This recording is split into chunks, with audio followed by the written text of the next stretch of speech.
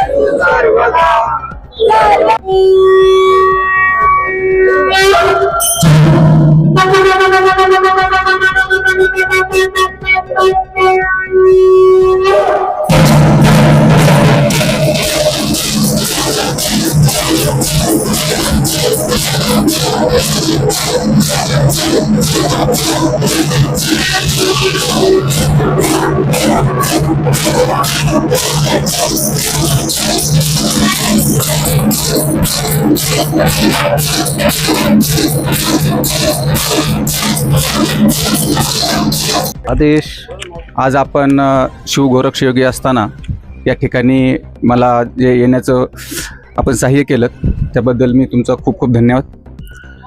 आज सालाबादप्रमाणे यावर्षी तुम्ही पायदिंडी सोहळा जो आयोजित केलेला आहे तर त्या सोहळ्याबद्दल आपण काय सांगाल दोन शब्द? आज श्री क्षेत्र श्री चैतन्य मच्छिंद्रनाथ मंदिर श्री मायांबा सेवेकरी असताना अहिल्यानगर ह्या ठिकाणावरून पंचमीसाठी कानिपनाथ देवस्थान बडी या ठिकाणी पायदिंडी सोहळा जात असतो। इथं कानिपनाथांना माईचा मान असतो, काठीचा मान असतो। आजच्या दिवशी इथून आपली पालखी निघत असते आणि कानिबाबाला भेटण्यासाठी माई तिथं आपण पोच करत असतो। माईचं दर्शन झाल्यानंतर भेट झाल्यानंतर आम्ही तिथून श्री क्षेत्र मायांबा मच्छिंद्रनाथ देवस्थान सावरगाव या ठिकाणी जाऊन तिथं मच्छिंद्रनाथांची चरणी माईची भेट घालून खाली येत असतो। तर त्यासाठी सकल हिंदू समाज सर्व नाथ भक्त इथून पायी जात असतात। धन्यवाद। आणि आज इथं आल्यानंतर जसं नवनाथांच्या परंपरेप्रमाणे बडेबाबा मच्छिंद्रनाथांनी शिष्यांची परीक्षा पाहायची म्हणून त्यांनी सोन्याचा मोह असं दाखवलं होतं आणि आपले शिष्य गुरु गोरक्षनाथ यांनी जी वीट होती ती गर्भगिरी प्रवर्ती फेकली आणि आपल्या गुरुसाठी पूर्ण पर्वत हा सोन्याचा केला होता। तर आज मला देखील आपलं जे भव्य दिव्य बडेबाबा मच्छिंद्रनाथांचे जे मंदिर आहे तर त्याच स्वरूपाचं आपण सर्व बनवलेलं आहे, खूप छान असं। आणि आपले जे गुरु शिष्य परंपरेप्रमाणे जे आपले शिष्य आहेत खूप असा हा आपला मोठा भव्य दिव्य पालखी सोहळा निघत आहे। तर धन्यवाद। आगे आगे जागे। तर आता आपण काय करू, आता आरती करू।